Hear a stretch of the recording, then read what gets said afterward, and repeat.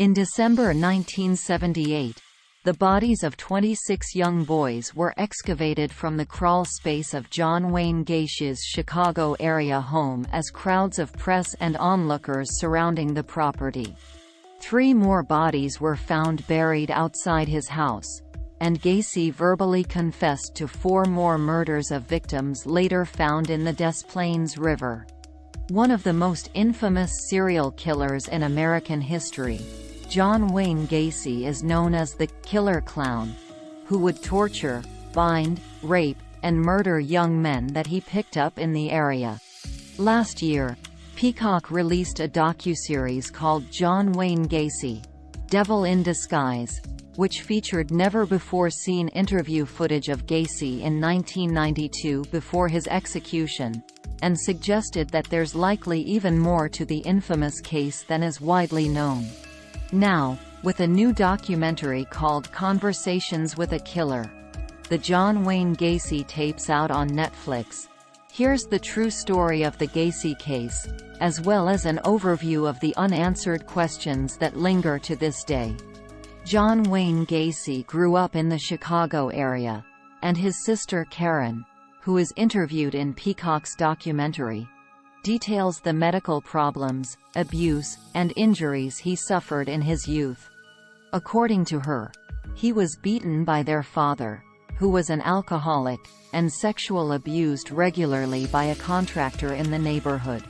When he was 18, Gacy ran away to Las Vegas for a few months, where he worked in a mortuary around dead bodies. After he returned to Illinois, Gacy met his first wife Marlon Myers in 1964 working at a shoe store. They got married and moved to Iowa, where Gacy began working for Myers' father and joined the Jaycees, a leadership training organization. He was a top recruiter at the organization, quickly rising through the ranks to become vice president in 1965. But his style was unconventional. He drew young men to the organization with promises of stag film viewings and parties.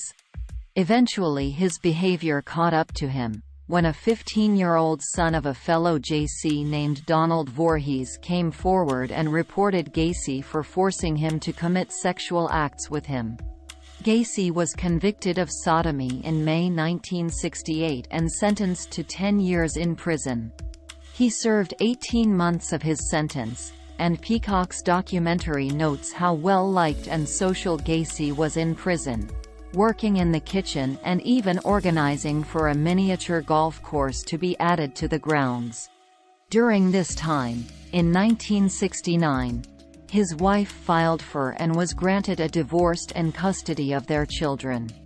When he was paroled a year and a half later in 1970, Gacy moved back to the Chicago area. After a few months of living with his mother, he purchased a house at 8213 West Summerdale Avenue in Norwood Park Township, where he'd throw parties and socialize with his neighbors. He was involved in politics and started his own construction business called PDM Contractors, for which he hired teenage boys to help. He also volunteered at hospitals and performed at parties as Pogo the Clown, a hobby he calls relaxation for him. He got married again in 1972 to Carol Hoff, who moved into his home along with her 2 daughters. At one point in the marriage she found wallets belonging to young men in his car, and in Peacock's documentary, recalls complaint to Gacy about the smell of death coming from under the house at this time. The couple divorced in 1976. Gacy was arrested several times and investigated several times between his release from prison in 1970 and 1978, when he was finally caught and charged with murder. In 1971, Gacy was arrested when a teenager claimed that he had picked him up from a bus station and tried to force him to commit a sex act. That charge, however, was dismissed when the boy failed to appear in court. The police investigated Gacy in both 1975 and 1976 when two young boys who worked for Gacy disappeared on separate occasions, but did not find anything to link Gacy to the disappearances. The police staked out his home again when a 9-year-old child prostitute went missing in 1976.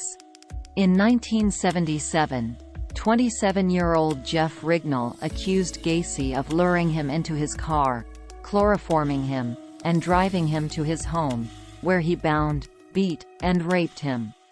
Gacy was charged with battery, but let go. Then later that year, he was arrested again when a 19-year-old said Gacy kidnapped him at gunpoint and forced him to commit sexual acts. He was taken into custody, but not prosecuted after he admitted to the act but contested that it was non-consensual. But on December 11, 1978, 15-year-old Robert Peast went missing after he told his mom, who was waiting for him outside the drugstore he worked at, that he was briefly going to talk to a contractor to discuss some potential higher-paying work opportunities. When he was reported missing later that evening, the police asked Gacy, the contractor Peast had spoken to come in for questioning. He did not show up at the station, and police later learned that Gacy had taken Peast's body from his home and dumped it into the Des Plaines River after that call. The police obtained a search warrant early the next morning, and when Gacy's home was searched, a receipt belonging to Robert Peast's coworker from the drugstore was found. Concluding that Peast had been inside Gacy's home and hoping to find him alive, police, including Officer Michael Albrecht, began to follow Gacy full-time beginning on December 14, 1978. The following day, police conducted another search of Gacy's home and found a high school ring belonging to another missing boy named John Zitz. Authorities arrested Gacy on December 21, 1978, after he was seen handling marijuana while under surveillance.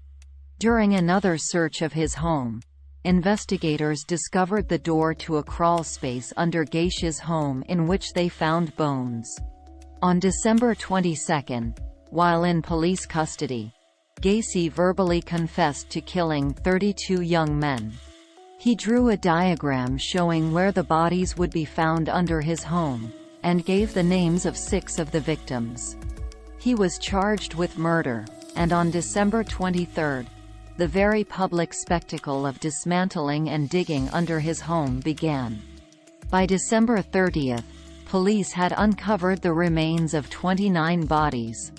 On January 8, Gacy was charged with the murders of 7 young men, aggravated kidnapping, deviant sexual assault, and taking indecent liberties with a child, to which he pleaded not guilty. On April 23, he was indicted for another 26 murders, and a judge later granted a motion that he would be tried for all 33 murder charges simultaneously. John Wayne Gacy's trial began on February 6, 1980. Where his lawyers aimed to convince the jury that Gacy was not guilty by reason of insanity, while prosecutors argued for a death sentence. 5 weeks later, on March 12, 1980, the jury took less than 2 hours to convict Gacy of murdering 33 young men. The following day, he was sentenced to death. All appeals filed in the years that followed were denied, and Gacy spent much of his time on death row at Menard Correctional Center painting. On May 10, 1994, John Wayne Gacy was executed by lethal injection at Stateville Correctional Center.